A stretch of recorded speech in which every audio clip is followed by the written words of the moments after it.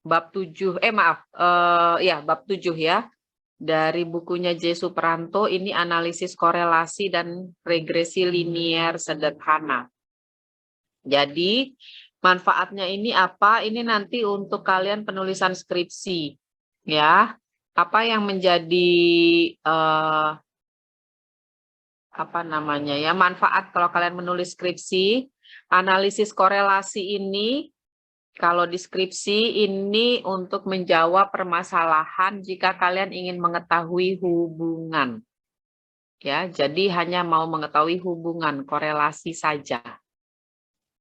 Kalau mau tahu besarnya pengaruhnya berapa gitu ya, berpengaruh atau tidak, nah itu pakainya di atasnya lagi namanya regresi.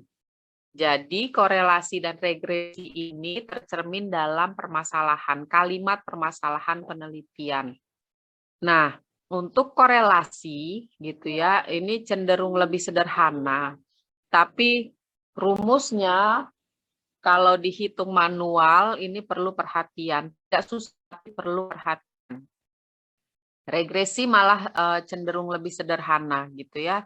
Tetapi ini bentuk regresi sederhana. Nanti kalau untuk lebih rumitnya lagi atau data besar, dia harus dibantu oleh aplikasi. Bisa Excel, bisa SPSS, bisa Stata, bisa EView, seperti itu. Nah, jika sudah ada buku J. Supranto, lebih baik jika bisa dibuka bersamaan seiring dengan saya sambil menerangkan gitu ya. Kenapa? Karena menurut saya rumusnya perlu dilihat hati-hati. Tidak ada yang susah, hanya perlu hati-hati. Saya mulai terlebih dahulu. Jadi ketika kalian berbicara tentang korelasi dan juga regresi, harus jelas. Apa yang harus jelas? Variabelnya. Ada yang namanya variabel bebas, ada yang namanya tidak bebas. Ini di Indonesiakan ya. Aslinya adalah dependent sama independent. Ingat, kalau dependent berarti dia bergantung. Berarti dia yang tidak bebas, ya. Dependent itu tidak bebas. Independent, ya, Independence Day itu berarti hari kemerdekaan, hari kebebasan. Ingatnya seperti itu saja. Ya, itu berarti yang disebut dengan variabel bebas. Nah, apa sih definisinya? Biasanya variabel tidak bebas atau dependent ini dinotasikan dengan Y. Ya, yang variabel tidak bebas biasanya dinotasikan dengan Y. Variabel ini nilainya diramalkan, diprediksi, dipengaruhi oleh variabel bebas. Variabel bebas apa? Biasanya notasinya adalah X. Ya. Jadi kalau ada dua hubungan Y dengan X, Y adalah tidak bebas atau dependent. Sebentar, Pak Husaini nelpon. Iya, Pak.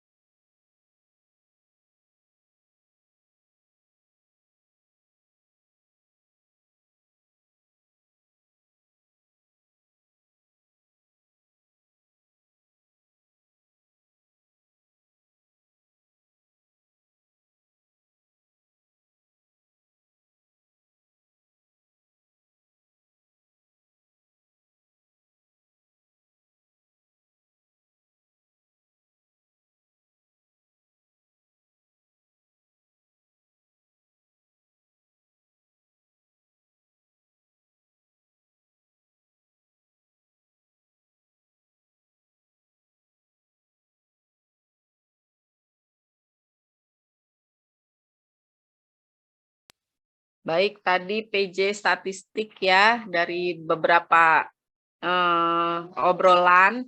Untuk statistik rupanya beliau juga sepakat online saja ya, jadi tetap masih online. Nanti kalau untuk UAS, nah untuk UAS persiapkan untuk kemungkinan offline. Jadi pas UASnya baru kalian datang ke kampus. Tadi yang saya tangkap seperti itu. Apalagi rencana PTM pertemuan tatap muka kita ini besok sudah masuk bulan puasa tanggal 4 ya. Kita sedang berpuasa gitu. Jadi artinya lebih baik online saja dulu. Beliau juga berpikir seperti itu. Jadi kira-kira itu jawaban juga dari PJ Tim Statistik ya untuk masalah perkuliahan statistik yang katanya offline, tapi kita masih pakai online.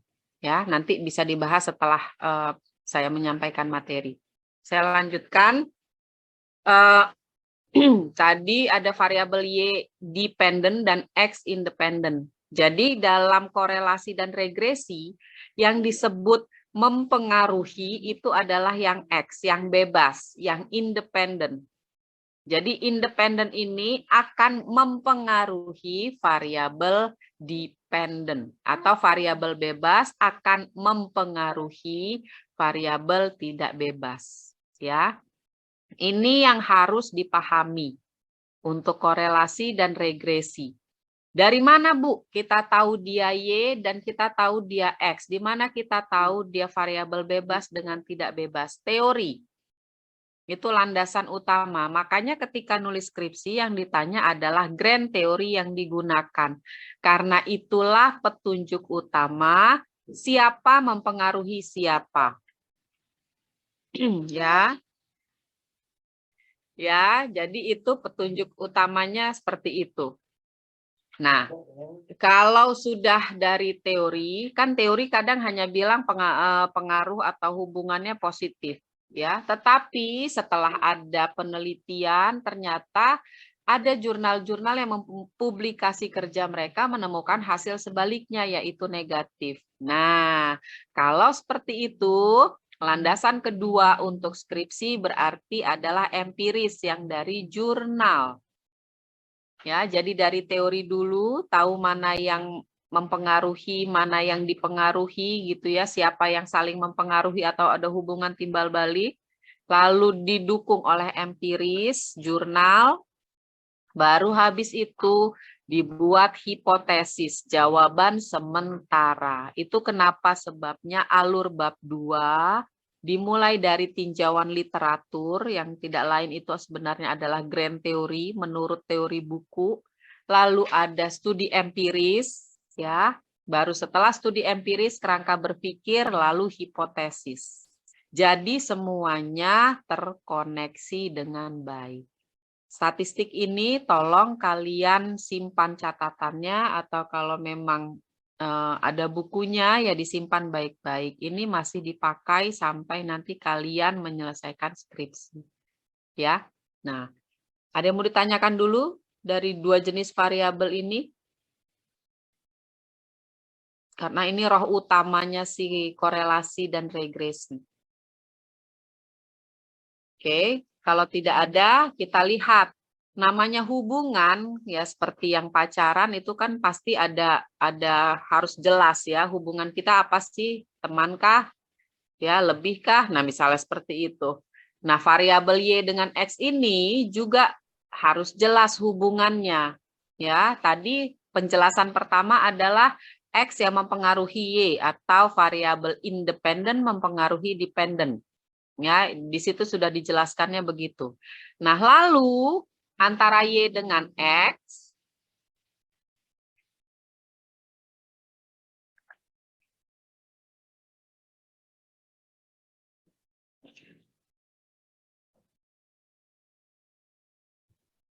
antara Y dengan X hubungannya bisa berbentuk positif, bisa berbentuk negatif. Yang positif yang seperti apa? Negatif belum tentu toksik ya. Kalau dalam hubungan antar manusia disebut negatif, kalau dia toksik ini enggak. Ya, ini menentukan arah. Arah yang seperti apa? Hubungan positif itu ya terjadi jika ada kenaikan pada X diikuti dengan kenaikan pada Y. Atau penurunan pada X diikuti atau mempengaruhi ya, penurunan pada Y. Jadi yang disebut positif adalah jika X-nya naik, maka Y-nya juga naik, searah. Kalau X-nya turun, Y-nya juga turun, searah. Ini yang disebut dengan positif. Ya, jadi variabel Y dengan X, kalau X-nya ada 5, X1, X2, X3 sampai X5, gitu ya, itu searah, itu berarti dia positif. Nah, kalau negatif, jika terjadi kenaikan X, maka Y-nya menurun. Jika terjadi penurunan X, Y-nya mengalami kenaikan atau peningkatan. Itu tidak searah. Kalau X naik, Y-nya turun. Atau kalau X-nya turun, akibatnya Y-nya naik. Nah, lihat. Yang satu arahnya naik, satu arahnya turun. Ini yang disebut negatif. Ya. Jadi ketika bicara korelasi, yang ditanya pertama adalah seberapa kuat hubungannya. Yang kedua ditanya bagaimana hubungannya. Nah, seberapa kuat nanti setelah ini slide-nya. Bagaimana hubungannya itu yang ditanya artinya apakah positif atau negatif. Ya, ini dikorelasi. Di regresi juga sama. Kalau ditanya bagaimana, biasanya pertanyaan regresi adalah bagaimana pengaruh X terhadap Y. Itu dijelaskan nanti dengan nilai koefisien. Ya, dan dijelaskan dengan apakah dia positif atau negatif. Jadi mirip, hanya bahasanya di permasalahan atau di hipotesis yang membedakan apakah analisisnya dengan korelasi atau dengan regresi. Ya. Nah, ini koefisien korelasi. Jadi korelasi itu nanti lambangnya R. Ya, lambangnya R. Koefisien korelasi menunjukkan kuat tidaknya hubungan antar variabel. Nilainya terbentang dari negatif 1 sampai positif 1. Artinya apa? Tadi kan hubungannya ada positif, ada negatif. Ya, berarti ini positif, ini negatif. Nilai paling besar hubungan antara variabel X dengan Y itu adalah 1. Baik dia positif ataupun negatif. Nah, jika antara X dengan Y setelah dihitung dengan rumus ataupun dengan Excel atau SPSS, EViews, dan Stata misalnya, itu ditemukan hasilnya 0,99. Ini mendekati 1. Ya, apa artinya hubungan X dengan Y kuat? Ya, kuat. Kalau dia positif berarti dan positif. Tapi jika nilainya 1 berarti hubungannya, korelasinya sempurna. Karena yang sempurnanya 1. Nah, bagaimana batasan jika di bawah 0,99? Yang punya buku J. Supranto boleh dilihat halaman 168. Ya, boleh dilihat 168. Kalau R-nya sama dengan 0 itu lemah, tidak ada hubungan. Ya, jadi jalannya sendiri-sendiri aja, ya. Meskipun dia ada dalam persamaan atau dalam model, tetapi terbukti R-nya misalnya 0 atau anggaplah nggak 0.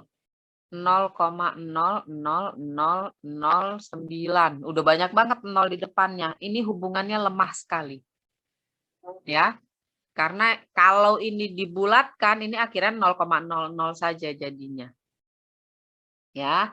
Nah, lihat J. Supranto halaman 168, di situ ditetapkan kalau R sama dengan 0, hubungannya lemah. Kalau R di bawah 0,5, ya, ini sebutannya lemah. 0,5 sampai dengan 0,7499. Ya, ini hubungannya dinyatakan cukup kuat.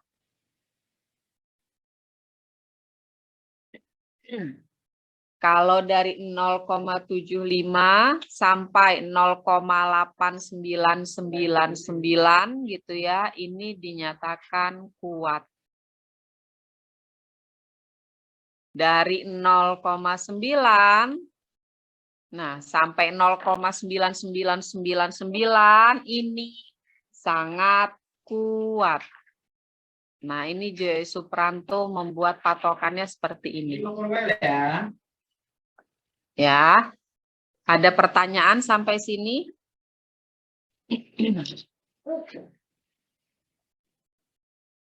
Gak ada, masih bisa dipahami ya. Oke, kita sudah belajar koefisien korelasi R. Ada satu istilah lagi. Ada satu istilah lagi. Di sini namanya KP. Tapi kalau bahasa internasionalnya koefisien of determination atau koefisien penentu. Itu rumusnya adalah R kuadrat. Apa sih koefisien penentu atau koefisien of determination? Nilai yang menunjukkan besarnya kontribusi variabel X terhadap naik dan turunnya variabel Y. Jadi ditanya, berapa nilai korelasinya? 0,89, Bu. Oh, cukup kuat itu. Kuat malah 0,89 ya, di antara 0,75 sampai 0,9, di bawah 0,9. Ya, hubungannya cukup kuat itu, udah kuat, bukan lagi cukup, sudah kuat. Terus kira-kira jadi bagaimana prediksinya kontribusi variabel X terhadap Y? Nah, itu nggak dilihat dari R-nya. Kalian harus mengkuadratkan nilai R tersebut, jadi dipangkat 2. Baru nanti ketahuan.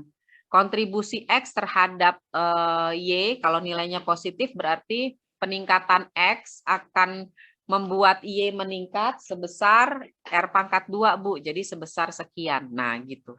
Ya, ini fungsinya koefisien penentu. Coefficient of determination.